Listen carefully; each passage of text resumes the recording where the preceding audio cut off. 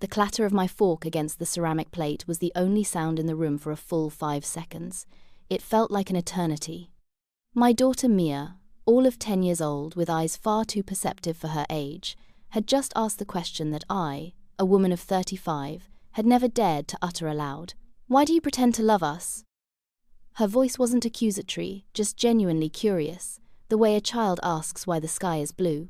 The question was directed at my parents, but their eyes, all 4 of them, snapped to me. My mother's face, a carefully constructed mask of grandmotherly affection, cracked. My father's jovial, forced smile evaporated. My brother, Mark, just snorted, a little puff of derision. This was my fault. Everything was always my fault. I could see the accusation forming in my mother's glare. "What have you been telling her?" I risked a glance at my husband, Alex. He just gave a slow, deliberate nod, his expression unreadable to them, but crystal clear to me. It said, "Here we go, don't back down." And in that moment, seeing the confusion on my daughter's face and the dawning confirmation in my husband's eyes, I knew the 30-year charade was over. This wasn't a childish outburst. It was the end. It was the truth, spoken with the brutal, simple honesty that only a child possesses, and it was about to save us. To understand how a 10-year-old could dismantle a family with a single question, you have to understand the family itself. My family wasn't a unit of love and support. It was a small, dysfunctional corporation, and I was its most reliable and most exploited asset. My official title was daughter and sister, but my functional role was a complex hybrid of chief financial officer, head of damage control, and on-call therapist. This role was assigned to me early. I remember being 8 years old, and my brother Mark, who was 10, accidentally setting a small fire in the neighbor's yard with a magnifying glass. While my parents were simultaneously placating the angry neighbor and cooing over how traumatized poor Mark was by the whole ordeal, I was the one sent over with a rake and a garbage bag to clean up the charred mess.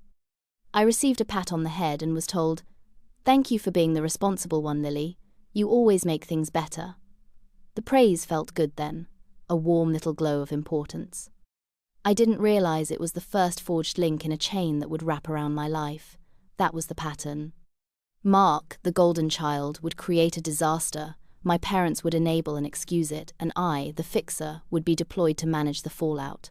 He was sensitive and creative, which in our family's lexicon were synonyms for irresponsible and unaccountable. I was strong and smart, which meant I was expected to shoulder his burdens and my own without complaint.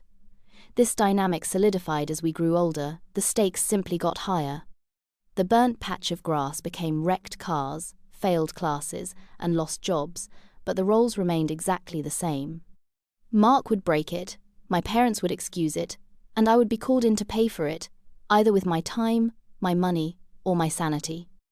The quiet, simmering resentment began to build in my teens, a low hum of injustice that I was told was just being a moody teenager. They were masters of gaslighting before I even knew the word existed. Any complaint from me was met with a chorus of, "Don't be so dramatic, Lily," or the ultimate guilt trip.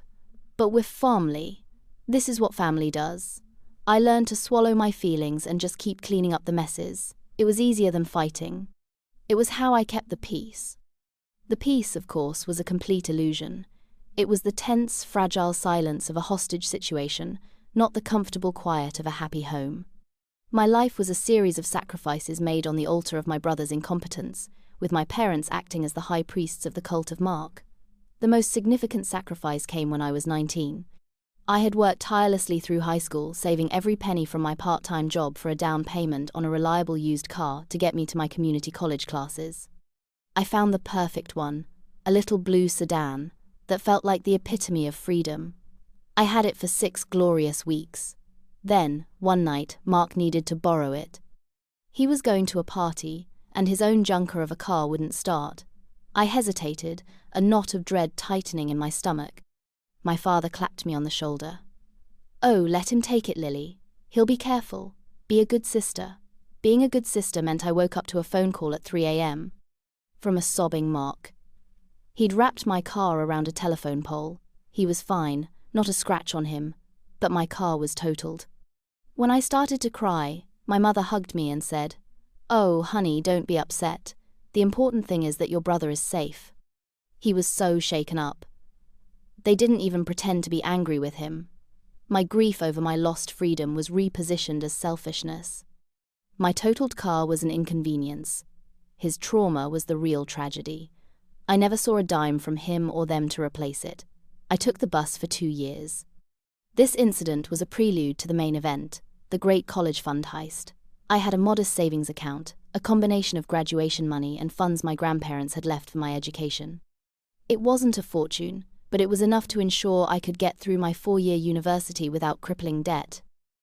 The week I was supposed to enroll and pay my first tuition bill, my parents sat me down for a family meeting. Mark, then 22, had a brilliant, can't-miss business idea.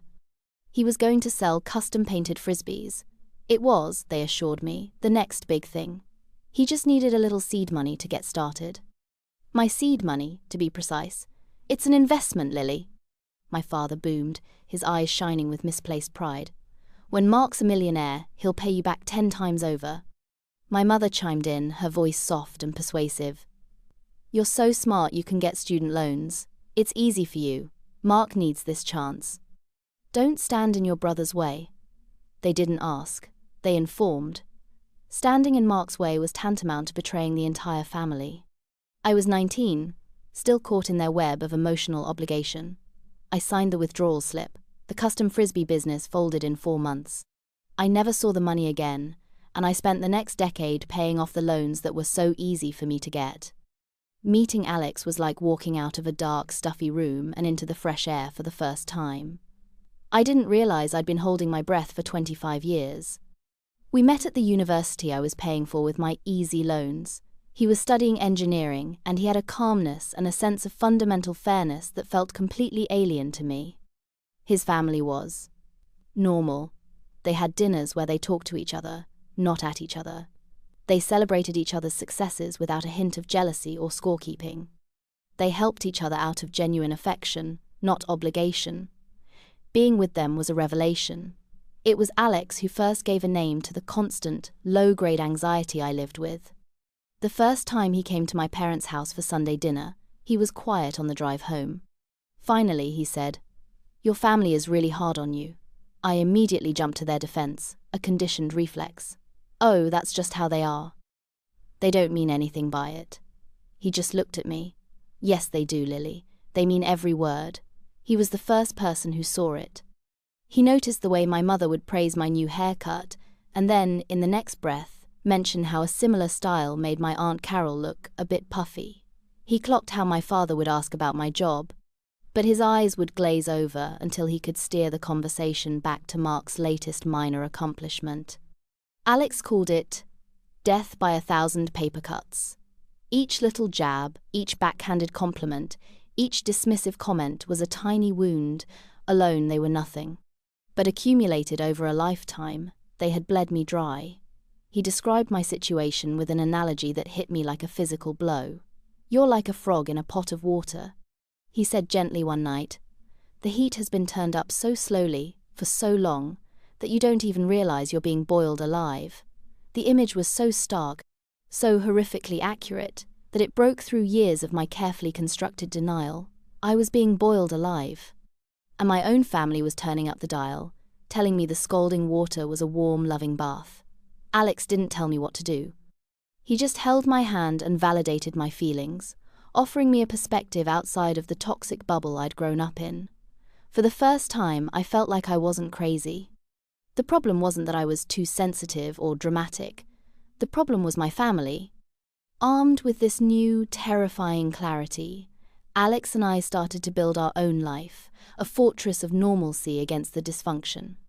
We graduated, got good jobs, and with a discipline born of my deep-seated fear of debt, we saved. We bought a small, perfect house in a quiet neighborhood 2 towns over from my parents. The physical distance was a start, but emotional distance was a harder frontier to conquer. Then we had Mia, and the stakes of my family's toxicity became terrifyingly high. I looked at my daughter, so full of light and trust, and I felt a primal urge to protect her from the poison that had seeped into my own bones. I couldn't let her become another cog in the family machine. I couldn't let them teach her that love was conditional, that her worth was tied to her usefulness. I started trying to set boundaries. They were small at first. No, we can't come for dinner this Sunday, we have other plans. No, I can't talk on the phone right now. I'm putting Mia to bed. Each no was treated like an act of high treason. The pushback was immense, a tidal wave of guilt and passive aggression. Oh, my mother would say, her voice dripping with disappointment. It's just that we miss you so much. But of course, your new life is so much busier. The subtext was always clear. Your new life, with your husband, is pulling you away from us, your real family. Alex became the designated villain. In their narrative, he was the manipulative outsider who was turning me against them. They couldn't fathom that I was making my own choices. It had to be his influence. The real test came in the form of the endless emergencies that revolved around Mark. It was a constant stream of financial crises. Mark needed money for a security deposit on a new apartment because he'd been evicted from his last one. Mark needed a few $1,000s to fix his car after another fender bender. Mark needed a short-term loan to cover some gambling debts. Framed as an unlucky streak, the requests were always funneled through my parents. They would call me, their voices laced with manufactured panic. Lily, thank God I reached you. Mark's in a terrible jam. They would present it as a life-or-death situation, a crisis only I, the responsible one, could solve. For a while, I still gave in, throwing money into the black hole of Mark's irresponsibility just to get them off my back. But Alex started putting his foot down, firmly. We are not setting ourselves on fire to keep them warm, Lily, he'd say. Our money is for our future, for Mia's future. It is not an emergency fund for a 30-year-old man who refuses to grow up. The first time I relayed this to my parents, repeating Alex's logic as my own, the phone went silent. Then my mother said, in a voice cold enough to freeze water, I see, so your husband's opinions are more important than your brother's well-being. It's good to know where we stand. The war had begun. The peace I had so desperately tried to maintain was shattered by that one no, but it was a necessary demolition. For a few years, a tense truce settled over the family. I kept my distance, armed with a newfound arsenal of polite but firm deflections taught to me by Alex and my therapist. We saw my family only on major holidays and the occasional, carefully managed Sunday dinner. The emergencies from Mark seemed to dry up, or at least, the requests were no longer directed at me. I later learned that my parents had been draining their own retirement savings to keep him afloat, a fact they hid from me under a veneer of financial stability. I allowed myself to hope that things had changed, that they had finally accepted my boundaries. It was a foolish hope. The quiet was merely the calm before the storm, the deep breath before the final, desperate plunge. The big one came on a Tuesday afternoon. My parents requested another family meeting, a phrase that sent a Pavlovian surge of anxiety through my body. They wanted to come to our house, which was unusual. They wanted Alex there, which was unprecedented. I knew this was it. This was the ambush Alex had always warned me about. They arrived bearing gifts, a bottle of wine for us, an expensive-looking toy for Mia. It was the classic love-bombing preamble. We sat in my living room, the room Alex and I had painted together, on the couch we had saved for, and I felt like a stranger in my own home. My father cleared his throat, assuming his patriarch of the boardroom persona. As you know, he began, your mother and I are getting older, and our greatest wish is to have the family together, to build a legacy. My mother was already dabbing at her eyes with a tissue. Mark sat beside her, looking sullen and put upon, as if this was all a great inconvenience for him. The pitch was for Mark to buy a house. Not a starter home, but a massive 6-bedroom monstrosity in an affluent suburb, complete with a pool and a 3-car garage. It was a house for a CEO, not for a man whose most recent job was delivering pizzas. They had a glossy brochure from the real estate agent. It's perfect, my mother whispered. There's a room for us, a room for you when you visit, a huge yard for Mia to play in. Then came the ask. Mark, predictably, couldn't get a loan. And he was short on the down payment, by about $80,000. They wanted 2 things.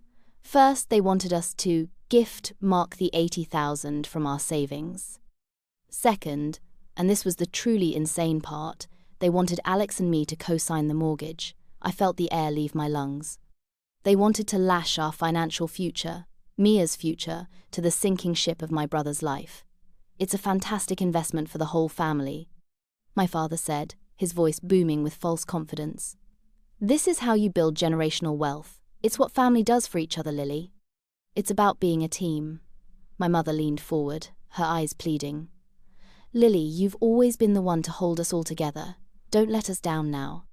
Don't break this family apart. It was the ultimate test. They weren't just asking for money. They were asking for my complete and total surrender. In that moment, sitting on my own couch, I felt a strange sense of calm descend. The fog of obligation, of guilt, of keeping the peace, finally lifted for good. The sheer audacity of their request was a bucket of ice water to the face. They weren't asking for help, they were demanding a sacrifice. They were willing to risk my daughter's future, to finance my brother's fantasy life. I looked at Alex. He was watching me, his jaw tight, but he remained silent, letting me take the lead. I looked at my parents, their faces a mixture of desperate hope and entitled expectation. I looked at my brother, who wouldn't even meet my eyes, staring at the brochure as if the house was already his. I took a deep breath. No, I said. The word was quiet, but it landed in the center of the room like a grenade. It was a complete sentence, no explanation, no apologies. Just, no, my father blinked, as if he hadn't heard me correctly. What was that? The answer is no, I repeated, my voice stronger this time. We will not be giving you any money, and we will absolutely not be co-signing a loan. It's not happening. The silence that followed was heavy and hostile. My mother's face crumpled, and the theatrical tears began. Lily, how can you be so cold? After everything we've done for you? Everything they'd done for me? The phrase was so absurd it was almost funny. What had they done for me, besides teach me how to tolerate mistreatment? This isn't about being cold, Mom, I said, my voice steady. This is about being responsible for my own family, for Alex and for Mia. We have our own financial goals. We have Mia's college fund to think about a real one this time. The dig landed. My father's face flushed a deep, angry red. That's a low blow, he sputtered. We were trying to help your brother. You're twisting things. Mark finally spoke, his voice dripping with venom. I knew it, he sneered, throwing the brochure on the coffee table. I told you she wouldn't do it. Ever since she married him, he jerked his head toward Alex. She's been selfish, too good for us. The blame shifting had begun, right on schedule. I was selfish. Alex was the evil influence. They were the victims.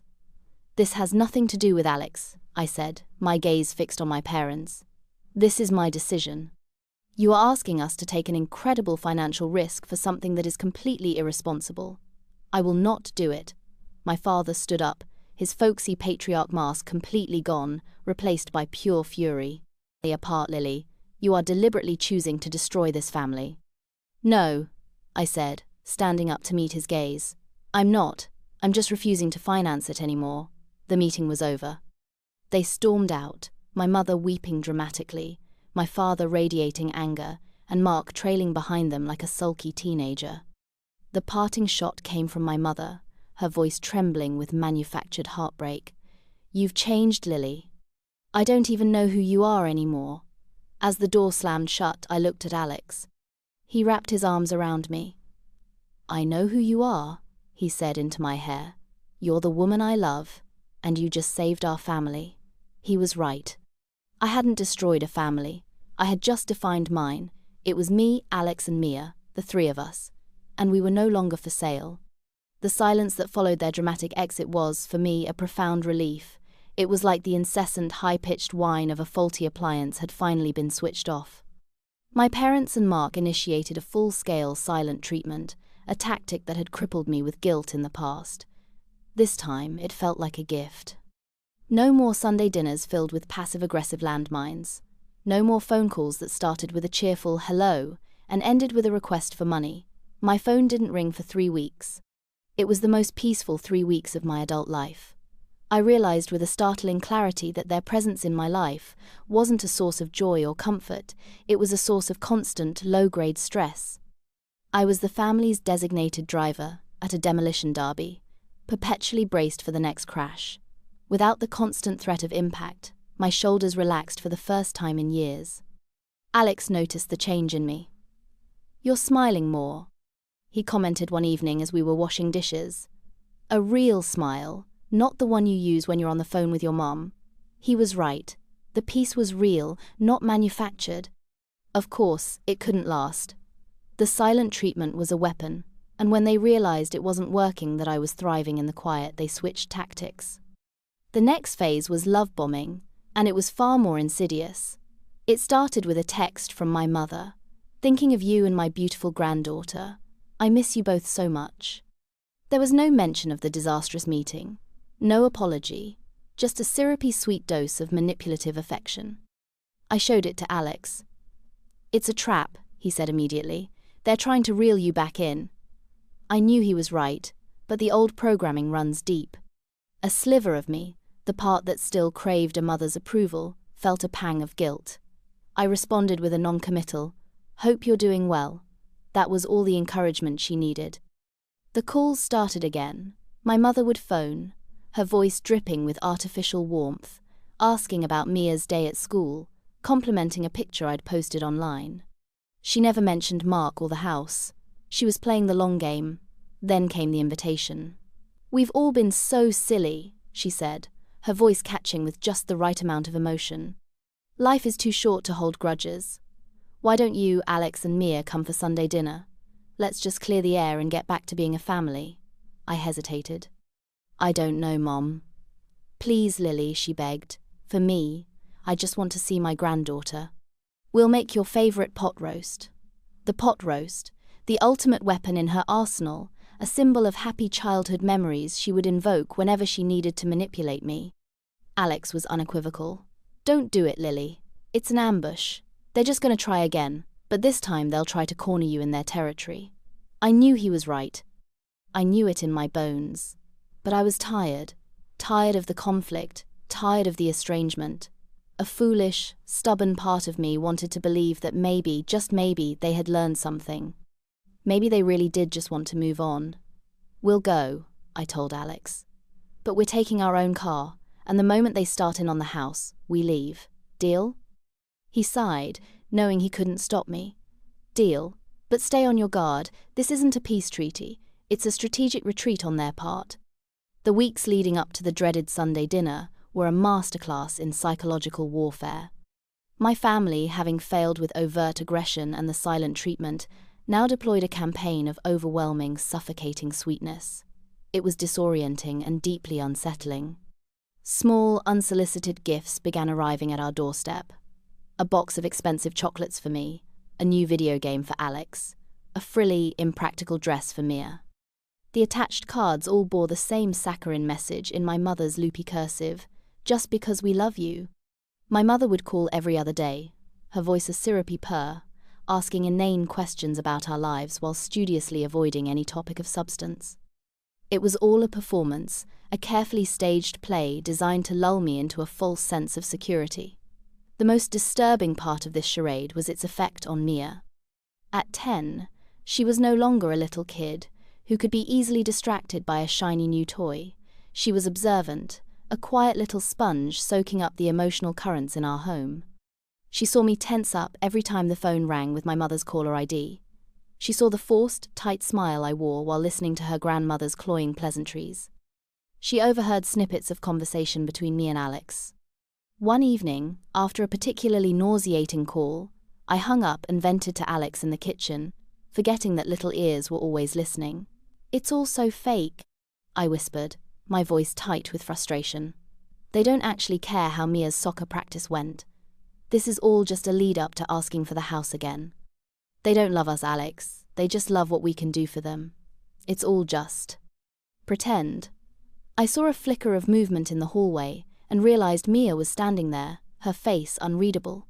She scurried away before I could say anything, and I made a mental note to be more careful. But the damage was done. The word pretend had been planted. Mia started watching my family with a new, analytical intensity. When my father would call and boom, "How's my favorite granddaughter?" into the speakerphone, Mia would just stare at the phone, her expression blank. When a gift from them arrived, she would say "thank you," politely, but then put the toy aside, showing little interest. She was seeing through the performance. She was seeing the same thing I was. but without the 30 years of conditioning that told me to ignore it, to smile, to play along, to keep the peace.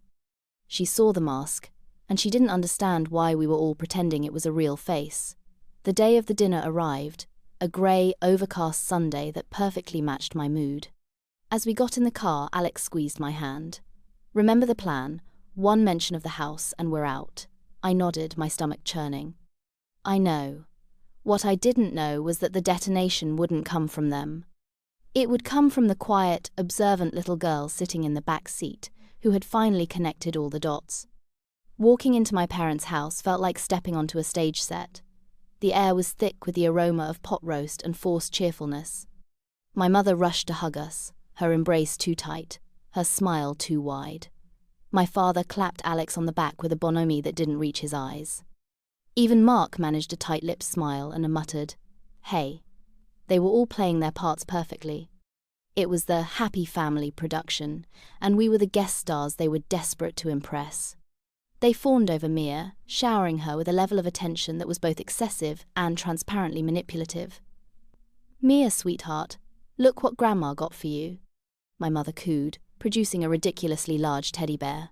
"Oh, you are just the prettiest, smartest girl in the world," my father boomed.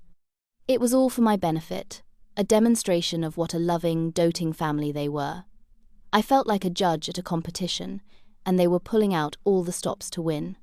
We sat down to dinner, the table groaning under the weight of a meal designed to scream, "We love you." The conversation was a minefield of carefully worded pleasantries and passive-aggressive jabs disguised as jokes. My father raised his glass in a toast. "To family," he said, looking pointedly at me. "The most important thing in the world. Stronger than any disagreement," my brother chimed in. "And to being successful enough to afford nice things," he said with a smirk, glancing at Alex. "Must be nice." I ignored the bait. Alex just took a slow sip of water, his face a mask of polite indifference. They were trying to get a rise out of us, to draw us into an argument they could then frame as our fault. We didn't bite. Frustrated by our refusal to engage, they shifted their focus back to Mia, trying to use her as a lever. "You know, Mia," my father said, carving the roast, "your Uncle Mark was looking at a house with a huge yard. A pony would fit in it. Wouldn't you like a pony?" Mia just shrugged, pushing a pea around her plate. My mother tried another angle. "And it had a big swimming pool. You love swimming. You could have all your friends over for pool parties. It would be a place for the whole family to make memories." They were painting a picture of a perfect family life, a life that I was selfishly denying them all. The pressure was building, the subtext getting louder and louder. I could feel my jaw clenching, my flight instinct screaming at me to grab Mia and Alex and run. I was just about to invent a sudden headache when my mother played her final card. She reached across the table, her hand covering mine. Her skin felt cold. "Oh, Lily," she said, her voice trembling with practiced emotion. "Let's just put all that ugliness behind us. We just love you all so much. We'd do anything for our family, and we know you feel the same way." And that was it. That was the line. The final, fatal drop of hypocrisy in a cup already overflowing with it. Before I could even formulate a response, a small, clear voice cut through the tension. It was Mia. She looked directly at my mother, her head tilted. "Then why do you pretend to love us?" The silence that fell over the dinner table was absolute and stunning. It was as if Mia's question had sucked all the air out of the room. My mother's hand recoiled from mine as if she'd been burned. Her face, which had been a mask of soft, pleading emotion, hardened into a brittle shell of indignation. My father's fork, halfway to his mouth, froze in mid-air. He stared at Mia, his folksy grandpa persona vanishing to reveal a man utterly flummoxed. Mark, for his part, actually laughed, a short, sharp, ugly sound. "Wow," he said, shaking his head. "Just wow." And then, as if on cue, all their eyes swiveled to me. The verdict was instantaneous and unanimous. I was guilty. "What have you been telling her?" my mother hissed, her voice low and dangerous. The hurt grandmother was gone, replaced by a cold, prosecuting attorney. "This is your fault, Lily. I knew it. You've been poisoning your own daughter against her family. How could you?" My father found his voice, piling on. To use a child like this, Lily, it's sick, filling her head with these horrible ideas. She's 10 years old. What is wrong with you? They didn't even consider the possibility that Mia had come to this conclusion on her own.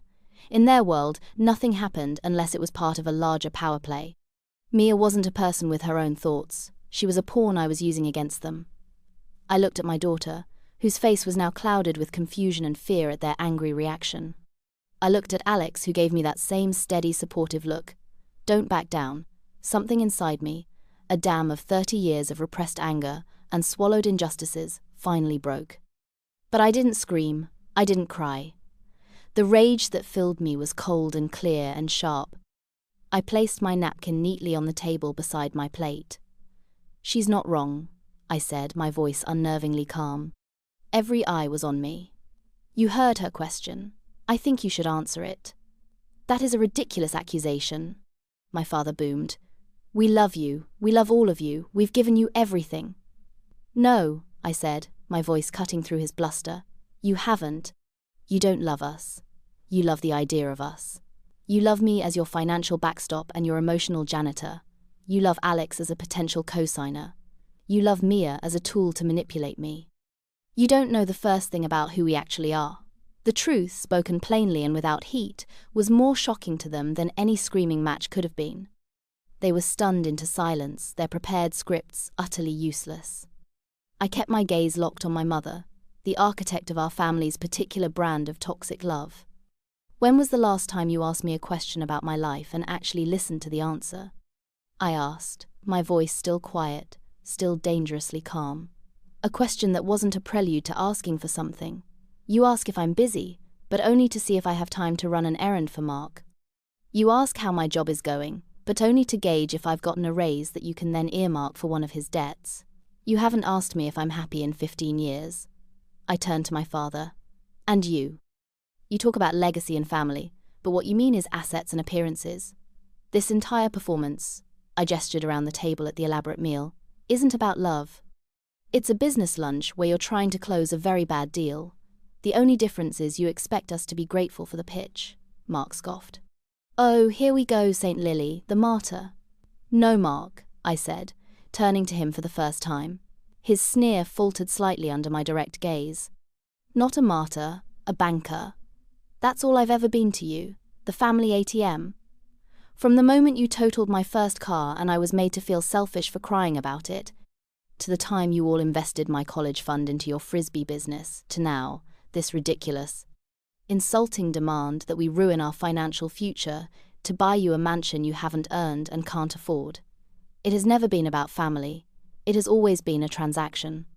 And I am closing my account. I could feel Alex's hand on my back, a small, steady pressure. I pushed my chair back and stood up. Mia asked a simple question, I said, my voice resonating in the stunned silence. And she deserves an honest answer. You pretend to love us because you need us. Your love is a tool you use to get what you want. But Mia, Alex and I, we're not tools. We're a family. Our family. And we're leaving. My mother's face was a mess of rage and disbelief. You can't just walk out, she shrieked, the carefully controlled mask shattering completely. We are your family. You were my family of origin, I corrected her gently. My family of choice is waiting for me in the car. I turned to my daughter, who was watching me with wide, uncertain eyes. I gave her a small, reassuring smile. Come on, sweetie. Let's go home. Alex stood with me, a silent, solid wall of support at my side. He took Mia's hand, and we walked out of that dining room, leaving my parents and my brother sitting amidst the ruins of their perfectly prepared feast. My mother was screaming my name, a string of accusations and insults. My father was white-faced and silent, a statue of impotent fury. Mark was just staring at his plate. As the front door closed behind us, cutting off my mother's tirade, the only sound was the click of the latch. It was the most satisfying sound I had ever heard. The car ride home was quiet. Not the tense, heavy silence of the dinner table, but a soft, processing silence. Mia was buckled in the back, clutching the garish teddy bear my mother had given her, her small face pensive in the glow of the passing streetlights. Alex drove, his hand steady on the wheel, giving me the space I knew I needed. I stared out the passenger window, the suburban houses blurring into a long, indistinct smear. I felt strangely hollowed out, as if I had just undergone a painful but necessary surgery. The diseased part of me, the part that craved their approval, that flinched at their displeasure, had been excised. The wound was raw, but the relief was immense. I was waiting for the guilt to set in. For my entire life, any action that prioritized my own needs over my family's wants was followed by a crushing wave of guilt, a feeling carefully cultivated and reinforced by them since childhood. I waited for it, bracing myself for the familiar, sickening lurch in my stomach, but it never came. In its place was a profound and unshakable sense of rightness. Halfway home, Mia's small voice piped up from the back seat. "Mommy, are Grandma and Grandpa mad at me?" I turned around, my heart aching for her. "Oh no, sweetheart. Not at you. Never at you. They're confused and a little bit mad at me. But that's okay. I can handle it." "You weren't pretending," she said, more a statement than a question. "When you said you loved me and Daddy, that's real." "Yes, baby," I said, my voice thick with emotion. "That is very, very real. It's the realest thing in the world." Alex reached over and squeezed my hand. When we got home, the first thing I did was make hot chocolate, the way my own grandmother me, Dad's mum, a woman of quiet strength and unconditional love who had passed away when I was a teen, used to make it. As we sat on the couch, wrapped in blankets, Mia finally put the giant teddy bear on the floor. "He's got sad eyes," she said, "like he's pretending to be happy," out of the mouths of babes. We stayed up late, just the three of us, talking and watching a silly movie. It felt like the first night in our own home. The fortress we had built was finally secure, the drawbridge pulled up for good. The expected phone calls didn't come that night. No furious tirades from my father, no weeping, manipulative pleas from my mother, just silence. It was a different kind of silence this time, not the temporary quiet of a ceasefire, but the deep, permanent peace of a war finally ended. I knew there would be fallout. I knew they would try to rally other family members to their cause, to paint me as the villain of this story. But for the first time, I didn't care. I had chosen my family. I had chosen my peace. I had chosen my daughter's well-being over their bottomless pit of need. As I drifted off to sleep that night, curled up against Alex, I felt a sense of calm I hadn't experienced since I was a child, before I had learned that love could come with a price tag. The next few days were an exercise in managing the anticipated fallout. My phone began to light up, but not with calls from my parents or Mark. The first salvo came from my mother's sister, my Aunt Carol.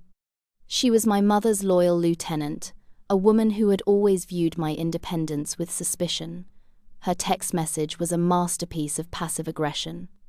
"Your mother is absolutely devastated, Lily. I've never seen her so upset. I hope you're happy with what you've done." I stared at the message, feeling a flicker of the old, conditioned guilt. Then I took a deep breath, remembered the look on Mia's face at that dinner table, and typed back a simple, neutral response. "I'm sorry to hear she's upset. It was a difficult evening for all of us." I didn't defend. I didn't explain. I didn't engage. It was a tactic my therapist called grey rocking, making myself as boring and unresponsive as a grey rock. It gave her nothing to latch onto, nothing to argue with. She tried again. "Difficult. Lily, you attacked her in her own home, in front of your child. You owe her an apology." I showed the phone to Alex. He read the text and just shook his head. "Don't even reply to that one," he said. "You don't owe her an explanation. You don't owe any of them anything." He was right. I put the phone down and didn't respond. A few hours later, a call came from a cousin on my father's side. He was a good guy, but he'd only heard one side of the story. "Hey, Lily," he started, his voice hesitant. I talked to your dad. He's not doing great. He said you guys had a big fight?" I decided to be direct but brief. We did. There were some long-standing issues that finally came to a head. It's complicated. He said you blew up at them over money. "The conversation was about boundaries, not just money," I said calmly. "And it's a private family matter that I'm not going to discuss with anyone else. But I appreciate you calling to check in. How are your kids?"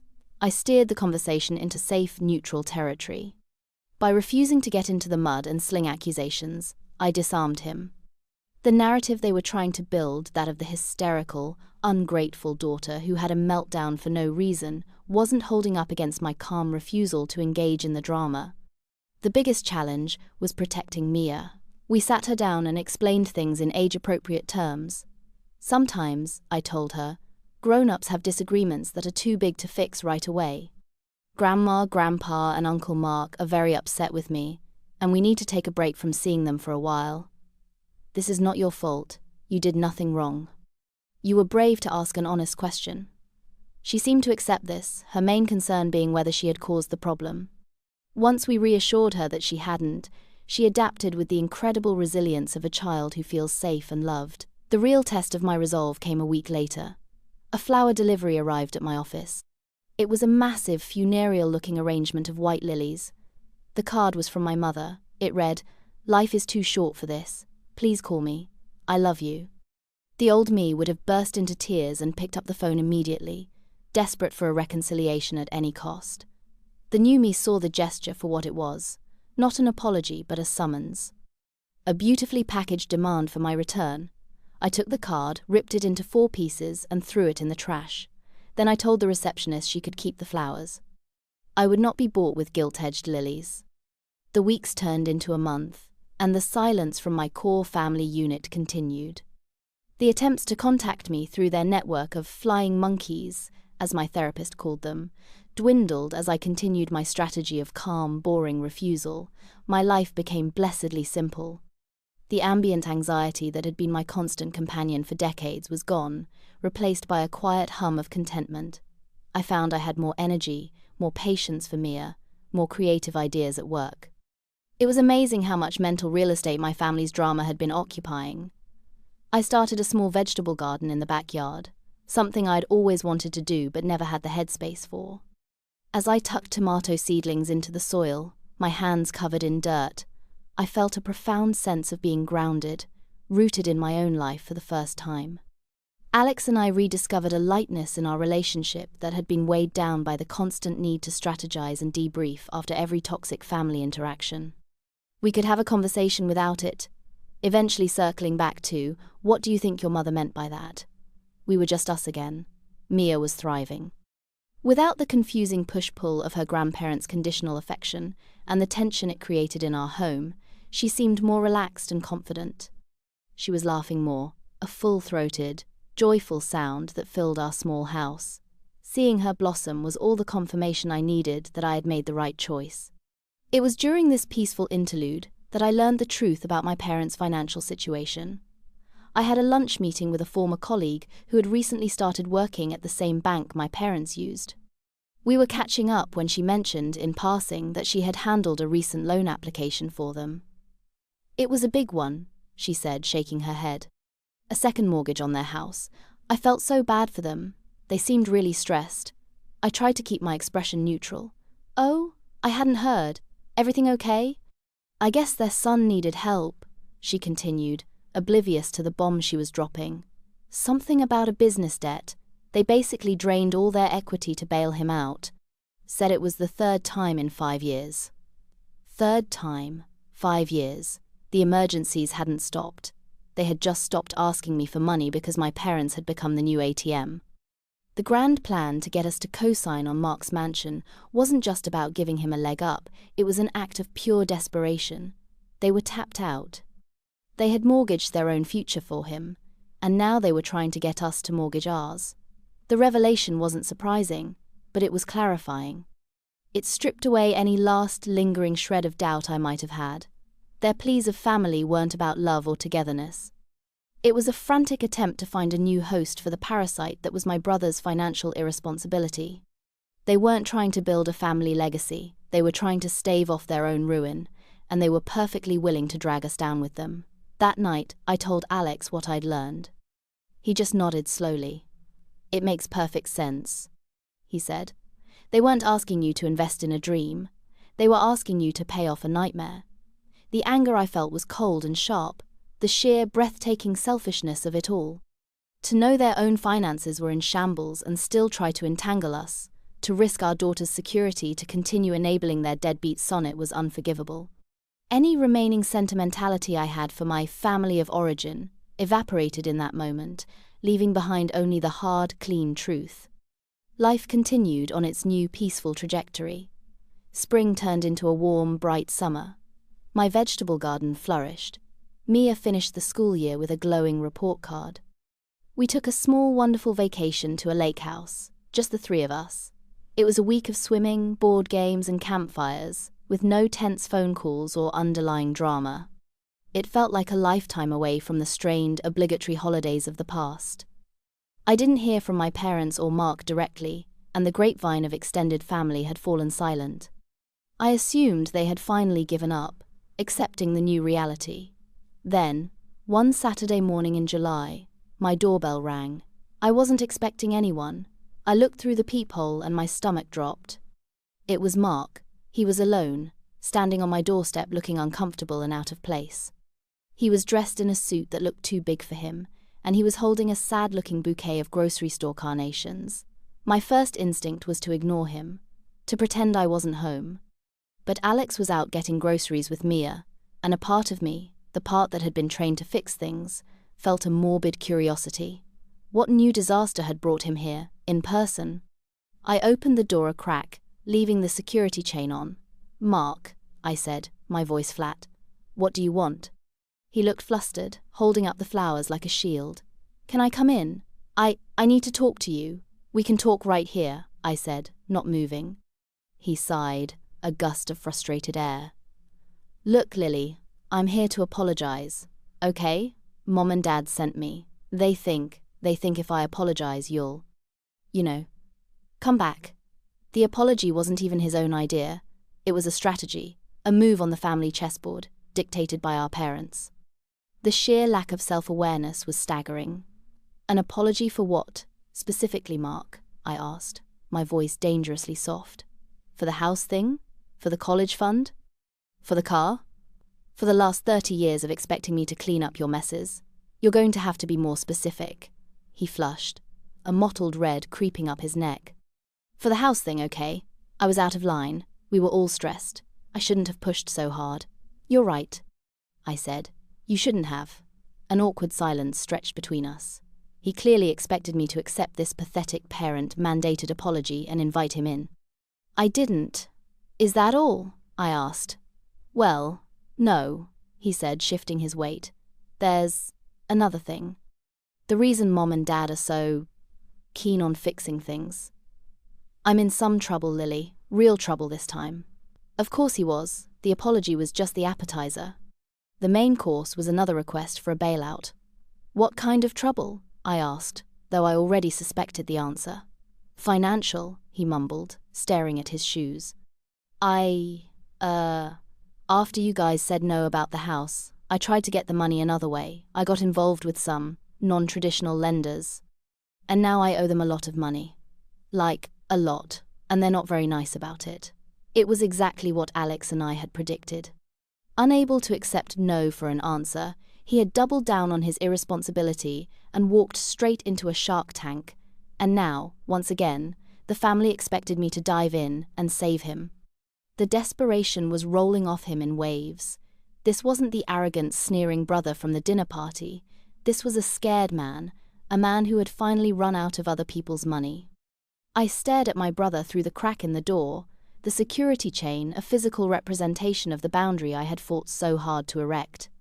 He looked pathetic, his ill-fitting suit and wilted flowers, a sad costume for a man-child who had finally faced a consequence he couldn't charm or bully his way out of. I felt a brief, fleeting pang of something that might have been pity, but it was quickly extinguished by a cold wave of anger. This was the mess they had created. This was the predictable, inevitable outcome of decades of enabling and zero accountability. "So let me get this straight," I said, my voice devoid of any emotion. "You're not here to apologize because you're actually sorry. You're here because you're in debt to loan sharks, and you need me to bail you out, again. This is just another transaction." "No, it's not like that," he stammered, his desperation making him sweat. "I am sorry, but yes, I am also in trouble. Mom and Dad, they can't help anymore. They took out a second mortgage for my last screw-up. They're tapped out. You're the only one." His voice trailed off. There it was, the unvarnished truth, the final, ugly confession. They had burned through their own resources, propping up his failed life, and now they were sending him to me, the lender of last resort. My parents hadn't sent him to apologize out of love or a desire for reconciliation. They had sent him because they were terrified. They were at the bottom of the well, and they had sent him with a bucket to see if mine still had water. "The answer is no, Mark," I said. The words were flat, final. There was no room for negotiation in my tone. "I will not give you a single cent. I will not co-sign anything. I will not get involved. This is your mess. You and Mom and Dad created it. You can figure out how to clean it up." He looked genuinely shocked, as if he couldn't comprehend a world where I wouldn't swoop in and save the day. "Lily, you don't understand. These guys are serious people. I'm scared." "Then you should have thought of that before you took their money," I said, my voice like ice. "For your entire life, you have been shielded from the consequences of your actions. By Mom and Dad, and by me. I was wrong to do it. It didn't help you, it crippled you. It taught you that you would never have to face the music. Well, the band is here, Mark. It's time to pay the fiddler." His face hardened, the fear replaced by the familiar, sullen anger. "So that's it? You're just going to let them ruin me? After all we've been through? Some sister you are. I'm the sister who finally loves herself and her actual family enough to stop setting us all on fire to keep you warm," I retorted. "Your problems are not my problems anymore. Goodbye, Mark."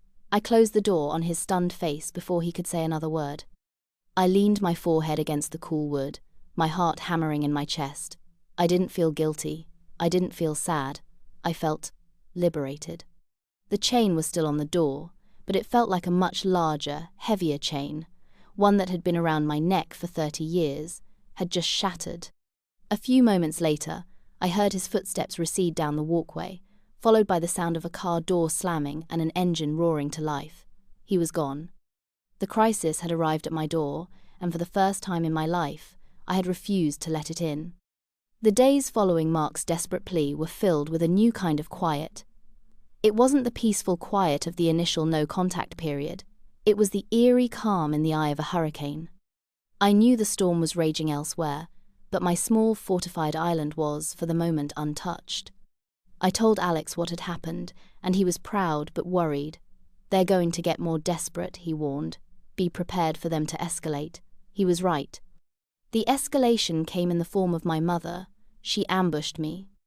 I was leaving the grocery store a few days later, pushing a cart full of food for a normal happy family dinner, when a car screeched to a halt beside me in the parking lot. My mother leaped out, her face pale and streaked with tears.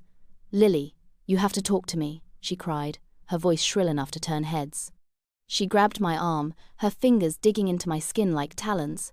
"Your brother is going to be killed. Do you hear me? These people are going to hurt him, and it will be your fault." I tried to pull my arm away, my heart pounding with a mixture of shock and anger. "Mom, you need to calm down. You can't accost me in a parking lot." "I'll accost you wherever I have to," she shrieked, her performance drawing more and more attention. A few shoppers slowed down, their curiosity piqued by the unfolding drama. "You have the money. We know you do. Your father and I have nothing left. We gave it all to him, to your brother. And you, with your big house and your fancy husband, you just turn your back on us." The public shaming was a new, desperate tactic.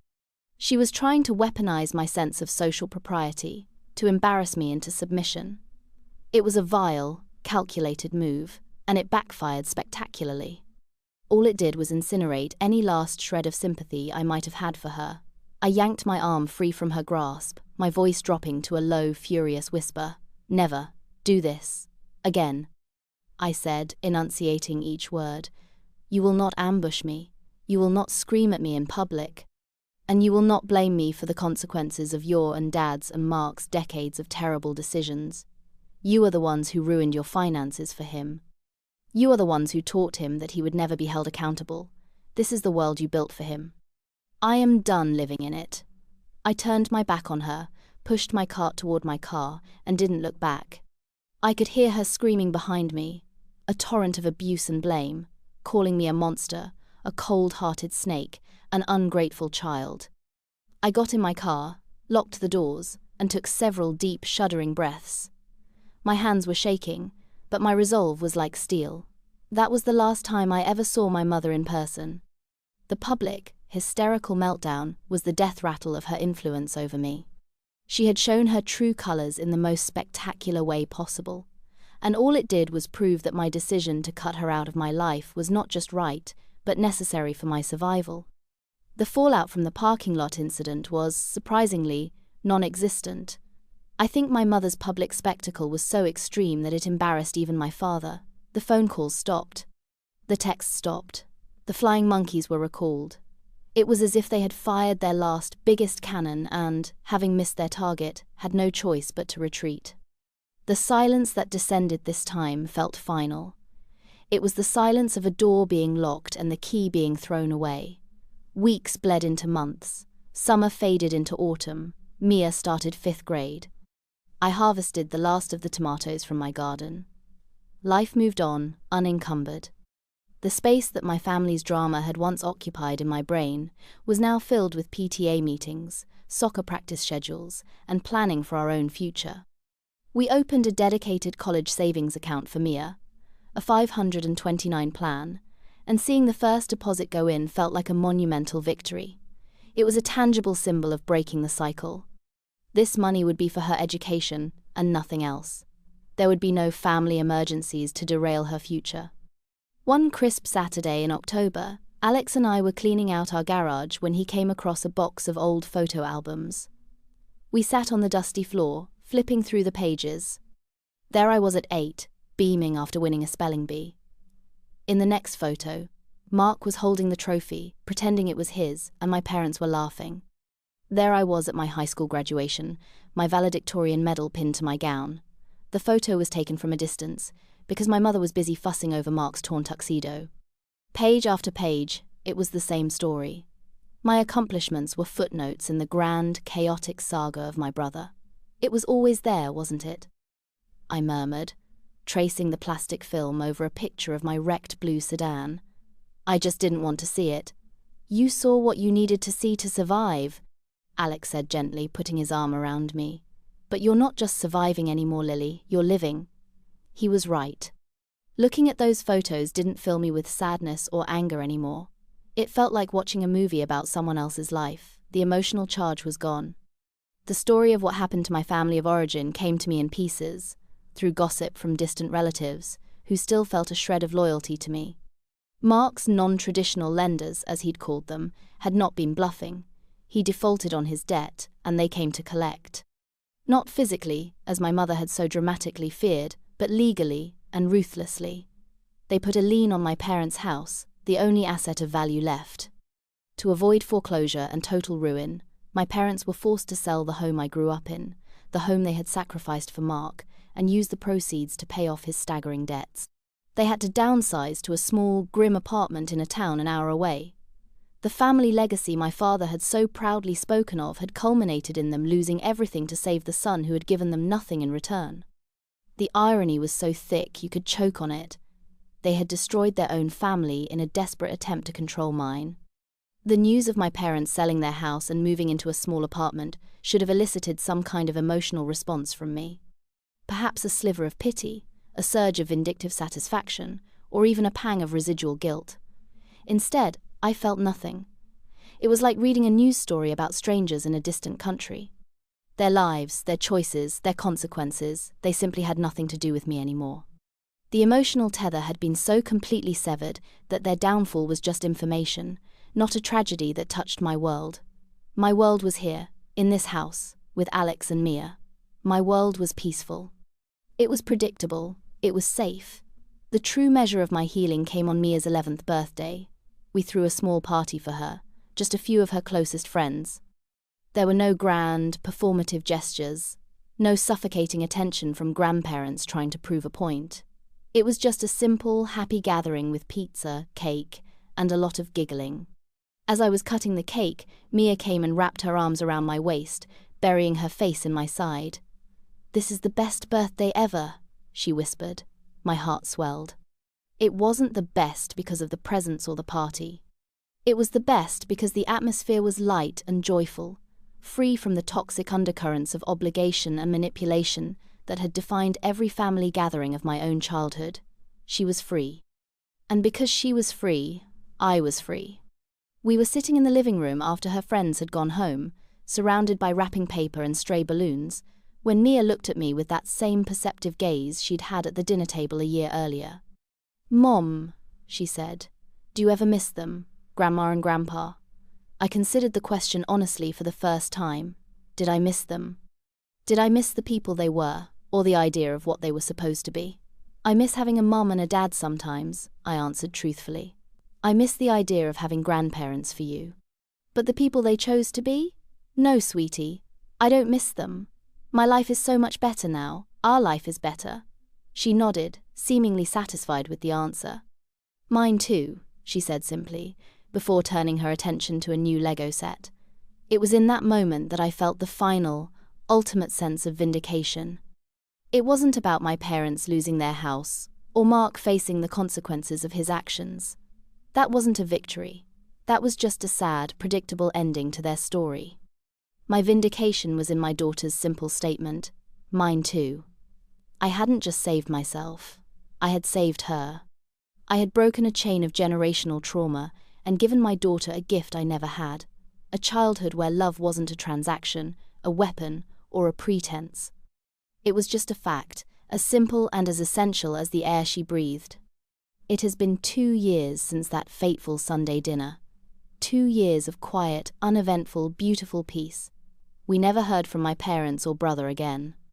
I have no idea where Mark is or what he's doing, and I feel no curiosity to find out. My aunt and other relatives occasionally send a cautiously worded holiday text, which I politely return, but the days of being drawn into their drama are long gone. My life is my own, fully and completely. The constant, low-grade hum of anxiety I lived with for so long has been replaced by a sense of profound calm. I sleep better, I laugh more. I'm a better mother, a better wife, a better friend. I am, quite simply, a better version of myself now that I am no longer playing a role in their chaotic production. Sometimes I think about the core of their dysfunction, that transactional definition of family. They saw family as a hierarchy of needs, with Mark's at the top and mine at the bottom. Love was the currency they used to enforce that hierarchy. By refusing to accept their currency, I invalidated their entire system. I didn't just walk away from a family. I walked away from a flawed, corrupt economy of emotion. The quiet bomb, as I now think of it, was Mia's question. Her simple, honest query exposed the rotten foundations of the entire structure, and it all came crashing down. I will forever be grateful for her courage and her clarity. She saw the emperor had no clothes and wasn't afraid to say so. My old life feels like a distant memory, a story I read about someone else. The woman who would twist herself into knots to keep a false peace, who would fund her own destruction just to be called a good daughter, is a stranger to me now. I am no longer a fixer, a banker, or a martyr. I am just Lily, and that is more than enough. The life Alex, Mia, and I have built is not extravagant. It's a simple life, rooted in genuine affection, mutual respect, and unwavering support. It's the kind of family I didn't even know was possible, and I protect it fiercely. The world my parents created for themselves, a world built on enabling and entitlement, eventually consumed them. They say I destroyed my family. But from where I stand, in my quiet, happy home, surrounded by real love, I believe I finally saved mine. What do you think? Did I go too far, or did I not go far enough?